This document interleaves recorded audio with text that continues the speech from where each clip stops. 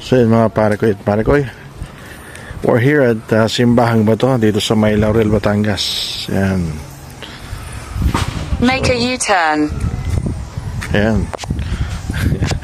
Make a U-turn daw. So yan mga pare ko at pare ko, Simbahang Bato. Yan. Nice place mga pare ko at pare ko. If you're interested to come up here and visit Simbahang Bato, right, there's a statue of Mama Mary right there, and also right there.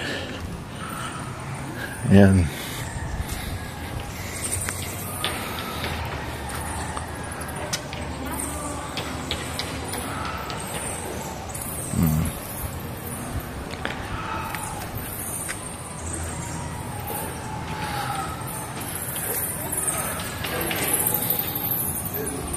wow, napakaganda ng structure, diba mga pare ko at mare ko.